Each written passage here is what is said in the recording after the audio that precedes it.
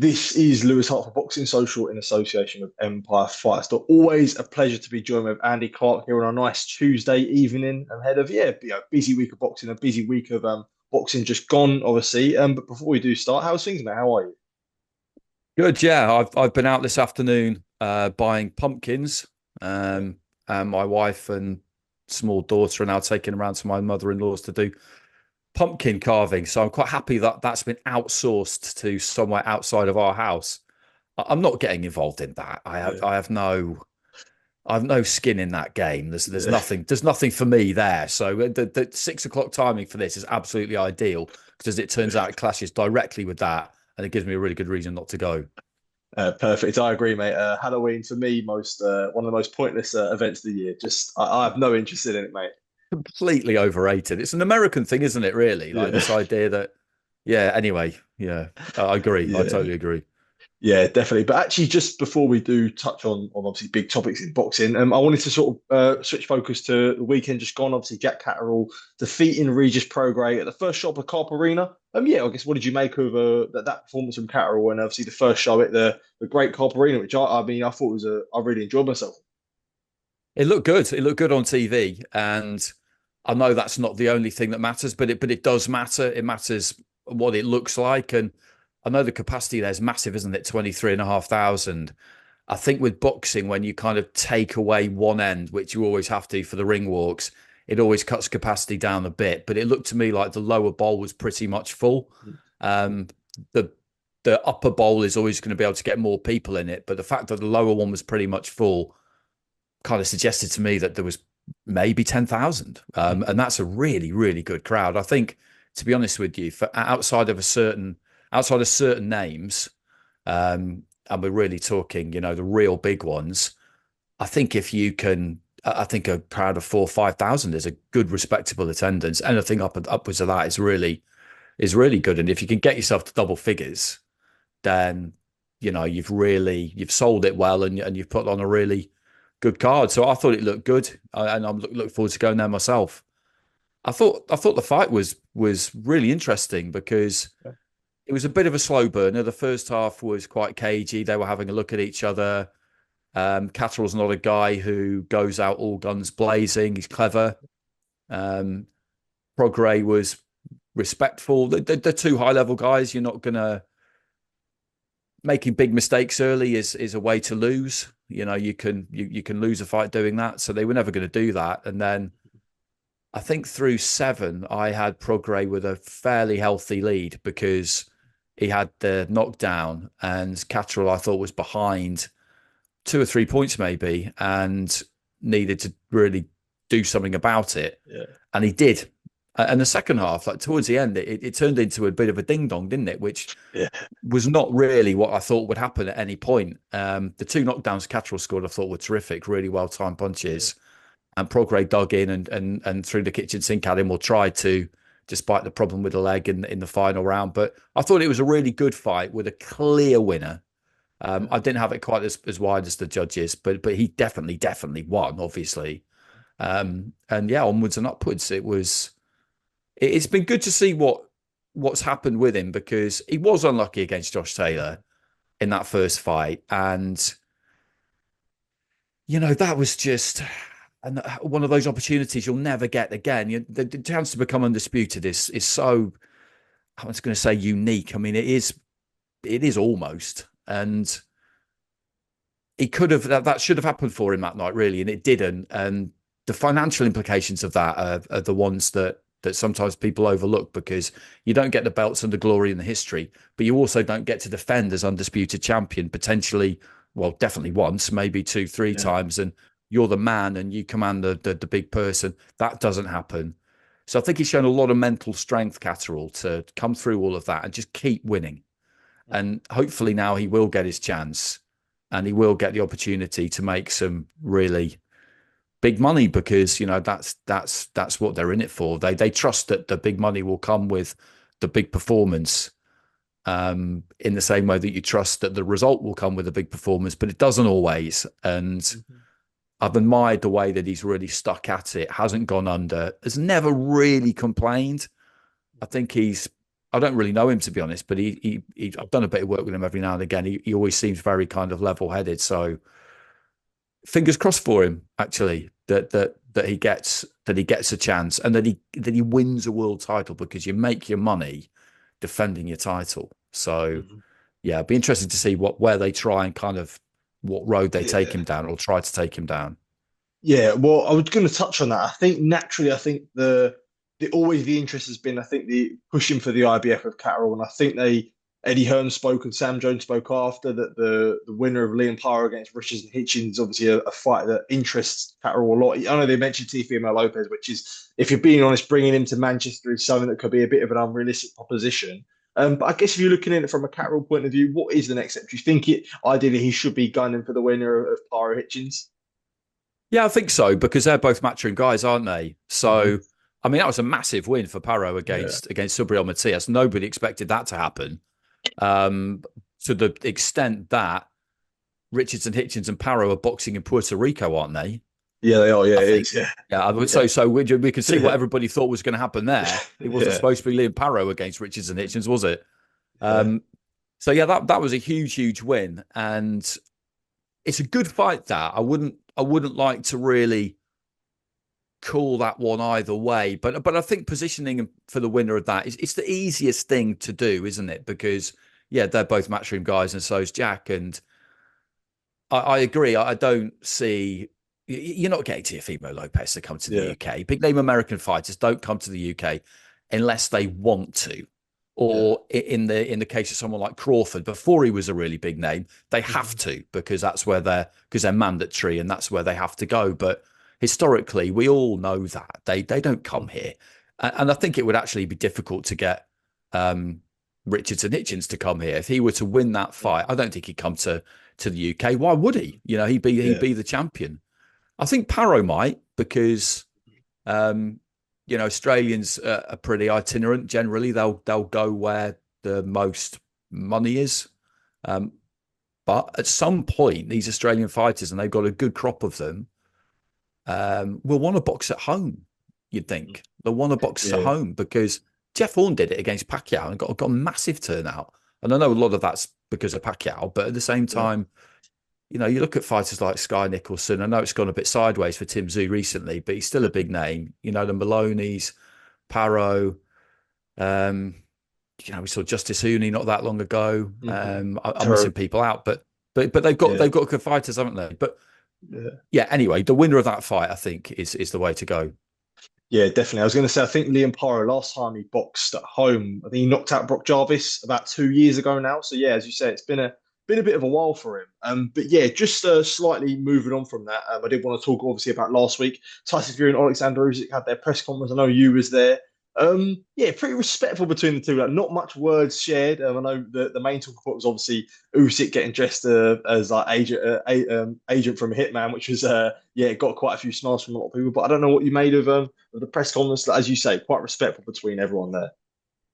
Yeah, it was, and you would expect that. I did.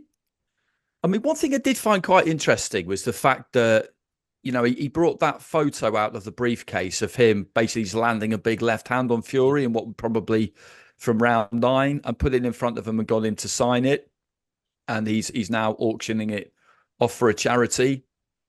That's a bit of a power move.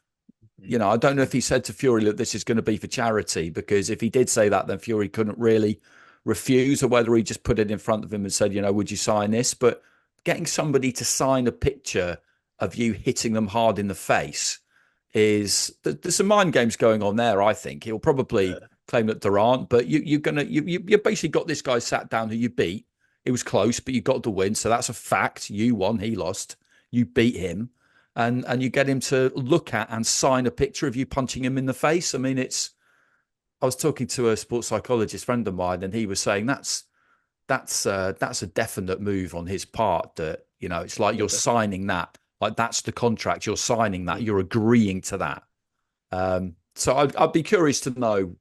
Not that I'll find out, because they won't tell us, but I'd be Yeah, curious to yeah, know one day whether that is the point of that. That was the reason behind that, just to play a little game there. I suspect it probably was. I don't doubt that he will auction it off and yeah, make a ton of money off it, which is great. But other than that, there wasn't much going on really. We had quite a long chat with Fury actually, me and Matt Macklin and Fabio Wardley on the Queensbury stream, and he was adamant that he won't be doing anything radically different. You know, we talked about the rematch with Wilder and how he approached it the second time, and he said, no, no, no, no. I could have won that fight. He feels he did win. So, you know, he said, I felt I did enough doing what I was doing, but I could have done better. And I can see where I could have done better. I don't need to do anything different. And in any case, do what? Hold my hands up, tight guard, walk him down. Anthony Joshua, that's his game, and he's really good at it, and that didn't work. So why would I do that when I'm capable of doing it any number of ways? And that did make complete sense to me, to be honest. Yeah. And it was close. You know, I at the end I thought Usyk's won this fight, and for that reason I was hoping he would get it. Not because I wanted to be proven right, but I just thought that it was quite clear that he'd won. And in that case, you just want the right decision to be made. But it was tight, and you know the scoring of those opening rounds were pretty fundamental to that. And I did speak to people afterwards who'd scored them completely differently to me, and had Fury winning. So it was fine margins, but we didn't get to speak to Usyk. I don't think he hung around long actually after the he press didn't. conference. Yeah, he didn't. Had finished, but Fury was on good form. He's absolutely great when he's up for a chat. And generally speaking, he's good with his time, I think. As you go through a big fight week and they get asked the same thing again and again and again, I wouldn't say he ever really gets tetchy, but it's just, what else is there to say after a certain point? But when you get him to really engage on the kind of on the intricacies of boxing and tactics, and particularly, you know, how he sees it from his side, he's really, really good. If he could be bothered when he finishes boxing, he could be a brilliant pundit. Yeah, yeah.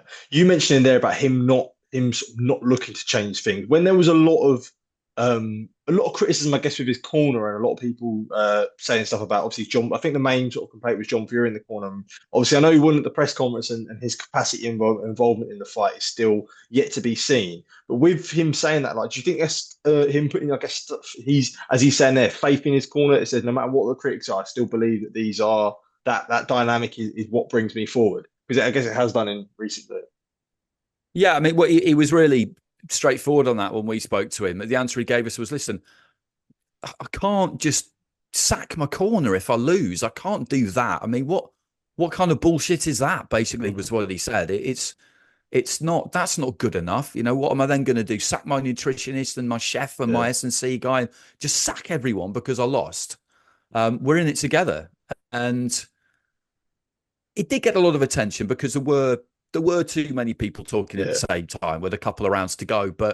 And Andy Lee's been interesting on it. He said, look, you know, next time I won't be saying anything. The reason I said what I said was because I got information at ringside, and this does happen sometimes. Someone peering over the supervisor's shoulder and looking at the scores or whatever. That we were down and we needed to win those last two rounds, and that's why I said you've got to win these last two rounds. And he was right.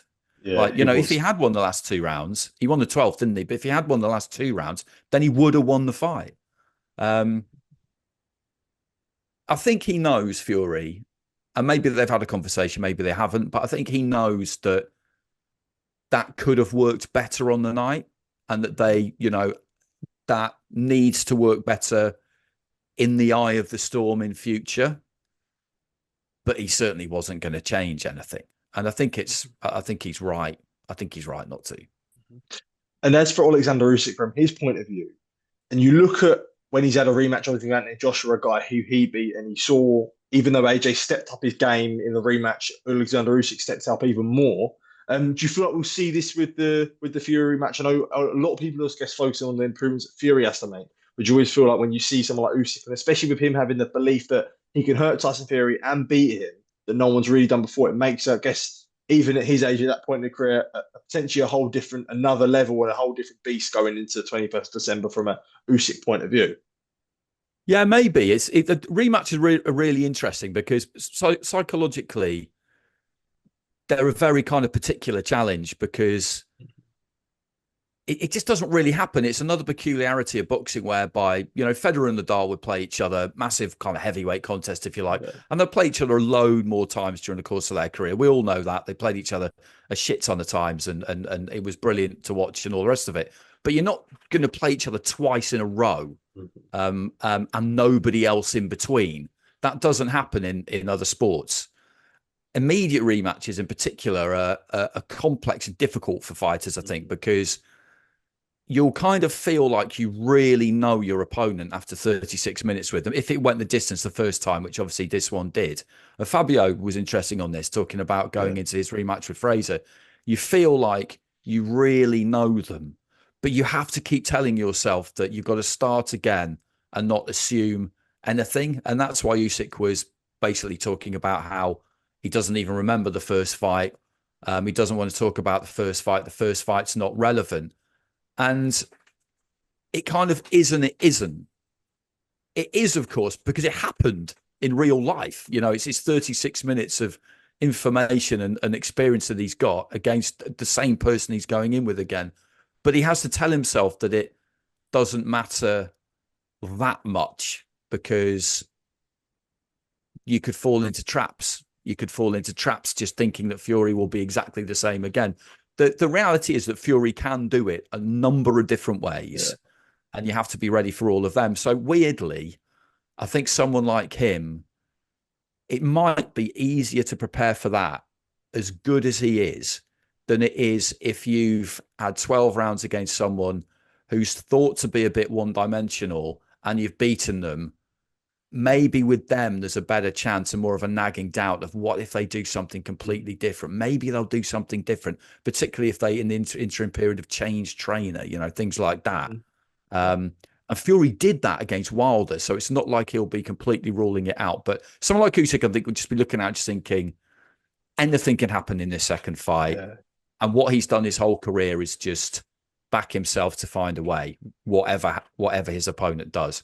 And if you're at that really high level, you can do that.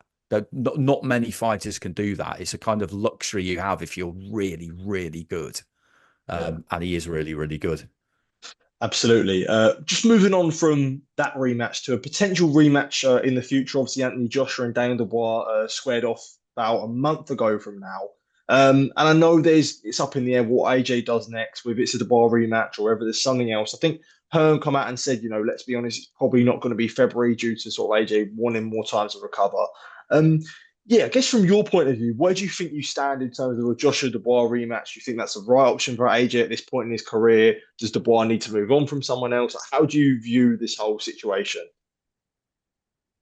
It is kind of tricky because with Joshua, he's at that level and has been for such a long time now that he's done the rebuild thing once with fights against Franklin, and then it was supposed to be Dillian White that ended up being Helenius, and then Wallin as well, and Ngannou, you could argue, before he got back to world title level, and then it went all went completely wrong against Daniel Dubois. I don't think he is of a mind to try and do that again. I always felt like he would want to go straight into the rematch and try and get that title, and get the ship back on course. And although a rematch, an immediate rematch against somebody who's done that to you would appear to be somewhat unwise, I don't really see what else he can do other than just not take it, wait, see what happens between Fury and Usyk, and see whether he can just get that fight with Fury, whatever happens in December, because it's a massive fight and will always remain a massive fight, and see if that works out for him. It's kind of difficult, really. I completely understand why he feels he needs more time, because a 5-month turnaround after you've taken a defeat like that sounds like quite a long time, but it's not really. But Dubois doesn't want to be waiting for him. Dubois has got to kick on with his own career. But having said that, a rematch with Joshua for him, I think, is just the best thing, because it'll be another massive fight. It'll generate huge interest. It'll make him a load of money, and he'll be mega confident that he'll win. You mentioned that there about the rebuild of AJ, and it was a point I was going to get into. Do you think it comes a time now where AJ is sort of 35, 36, there's no real time for a rebuild? So do you think from his point of view, it might be like, if I want to be a three-time world champion, I want like a last roll of the dice, and the rematch makes sense if you look at it from that point of view? Yeah, I think it does. Yeah, yeah. For me, it does because he, yeah, he's tried different trainers since he left Rob, and he left Rob McCracken, a good while ago now, basically, didn't he? It was after that first defeat against Usyk. I think that was the Hmm. last time Rob was in the corner. But the Yeah, corner was different then anyway because he brought new people in. yeah. Angel was in there, Angel Fernandez, Joby Clayton was in there. And then, he went with Robert Garcia and Angel. And he's had a few different trainers now with Ben Davison now. I'm missing one out in the middle there, aren't I? Derek James. Derek James, that's right, Derek Yeah. James. So he's gone away and he's done all of that, and we felt like he had rediscovered that confidence and conviction in his boxing, basically, with the wins against Wallin and Ngannou, and we felt that the rehabilitation was, had been as much as it ever can be until you see someone on the back foot and under real pressure for the first time.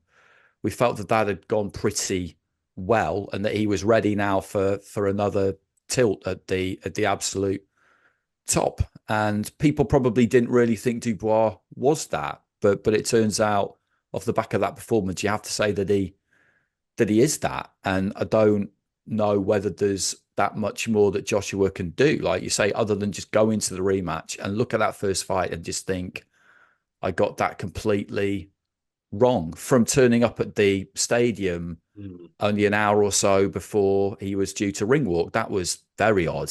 Yeah. And that's his fault, all right, there might have been, I don't know why that happened. Maybe there was terrible traffic, whatever. Yeah. You have somebody on that and you make sure you get there and everything is as you want it. And then he was slow out of the blocks in the first round. Dubois got the wind in his sails straight away. And even if he hadn't knocked him down so heavily at the end of the first, that was already going to be a hard night for Joshua because the momentum was very firmly with Dubois. And in heavyweights, that matters. And particularly for someone like Daniel, who people have been questioning all week, would he be right mentally and would he have the confidence? And he obviously did. So turning that around without the knockdown at the end of the first round would have been difficult, but impossible once he got dropped the way that he did. And people will always just talk about punch resistance with him. Basically, does he have the punch resistance you need at the highest level against a real big puncher? The Yeah. reality is he's been stopped twice out of 4 defeats. Usyk couldn't do it. Usyk very nearly took Fury Yeah. out, but didn't. Um, and punch resistance is a really kind of strange thing. It is a physical thing. If you talk to a doctor about it, they'll describe to you physically what happens when somebody gets knocked out. But they'll also admit that as for why it is that one person seems to be more difficult to knock out or stop than another, they don't know that, and nobody knows. Yeah. It's a sort of spiritual thing Mm. almost. Um, it's something I really want to ask Fury actually, and Yeah. hopefully I might be able to jump on him like early in the week for the rematch and just ask him why does he think it is that he just seems to be so hard to knock out? Yeah. Because Yeah. Deontay Wilder couldn't do it, and he does it to everybody. And that ninth round against Usyk would surely have finished so many other Yeah. people, but not him. Um, Yeah. I think it's those little things when it comes down to it at Mm. that highest level, and I think he will get quite unfairly criticised for not having good enough punch resistance, but it's about your defense, and all sorts of other things. And if you get hit at heavyweight hard and clean, then you're bang in trouble. Unless you're Fury, it would appear, Mm. Yeah. because he just seems to be he does seem to be different on that front. Yeah, absolutely. And final topic, actually, I wanted to touch on with yourself, Andy. Was just, I guess, the sort of the latest with Ben Whittaker. Obviously, he's come under a lot of scrutiny, obviously, after the Liam Cameron fight and everything that happened from that. And he's had a lot of people jump on him. I mean, we haven't heard anything from him since that, and it's been about obviously 2 or 3 weeks since. And I guess what do you look at, I guess, for the future of Whittaker in this situation in terms of how he moves his career forward, how he deals with the scrutiny, and potential rematch with Liam. I like the fact that we've not heard anything from him. I do quite like the fact that he's gone completely, the comms have gone completely dark. Yeah. Difficult to know exactly what that means. I think he might be asking some long, hard questions of himself, and maybe of the setup that he's got going forward. Maybe not, but I think he could well be, because the manner of the defeat against Cameron was a concern, not the injury. And was he injured? Wasn't he injured? He says he was, and I will take him at his word. He's the only one who knows. The fighters aren't exactly well known for, pulling up the drawbridge for no reason. And I think the idea that in the midst of that kind of extremely odd situation, that it would occur to you to do that, even if you were kind of advised to by your corner, which Cameron kind of suggested, it all does seem quite unlikely to me. Yeah. But at that point, I would say things were probably turning against him anyway. It was about even, so I thought the draw was fine. But in the second half of the fight, it looked to me like it was going to be really hard for him, because he was basically fighting the wrong fight. Yeah. He wasn't boxing to his own strengths. He was kind of boxing to Cameron's. And people do that sometimes, particularly when you're really well known, and you've got that profile, and you're good looking and all that kind of thing. People start to think, well, do people think I can't handle a tough fight? I can handle a tough fight. I'll show you I can handle a tough fight. And then they end up doing the wrong thing. That happens quite a bit. And maybe that's what it was. But I do think that the training situation is something that he does need to look at. And I'm always slightly reluctant to say that, because Joby Clayton's done nothing wrong. And he will always be involved because he's his godfather. And he's an experienced guy. But I do think that he probably does need someone else as well. And I think he's had the odd look over the last few months. So that'll be, that'll be interesting to see whether he makes any changes on that front. It won't be people gone out the door, wholesale changes. It would just be maybe one more person. And it wouldn't necessarily be all the time. Maybe it'd be one more person for a couple of times a week. But I do think he needs to take that rematch. I think he needs to take that rematch straight away. Well, I say straight away. Like, you've got to give yourself enough time to make sure you're absolutely recovered. And also, if you do make a change, you've got to give yourself enough time to kind of bed in. So I wouldn't imagine we would see that until maybe February, March time next year. I would say if he took the rematch next and did it before that, he's maybe rushed things a bit. And that, you absolutely cannot do that in the situation that he's in, because it is pretty key what happens next with him now, because there's so much attention on him. And were he to go into that fight when he wasn't quite ready, in whatever way that would be, whether the ankle's not quite ready or whether just everything just isn't quite ready and he's not settled and he's not solid in how he wants to go forward, then he'll get beaten, because Cameron's, he's easily good enough to be able to capitalize on any kind of uncertainty or doubt that's in any opponent's mind. So it is really fascinating with him, with Whittaker. I still look at him and he's got an absolute ton of ability. And he trains hard and he's in it, and he's been in it a really long time. And it is for him. I definitely think it is for him. But you've got to box to your strengths. You've got to box to your strengths. His strength is he's really hard to hit, and he hits hard enough that when he makes you miss, he can make you pay. Just do that. Just do that. Do not give the other person a chance by doing what they want you to do. And I think that's the way that first fight was going. That's how it looked to me anyway. Yeah, absolutely. Spot on as always, Andy. And as always, mate, I do appreciate you taking time to speak to me. It's always good to catch up with you, mate. Really, really appreciate always your insight and always giving me your time, mate. Appreciate it as always, mate. Thanks for the time. No problem. Perfect. Thank you.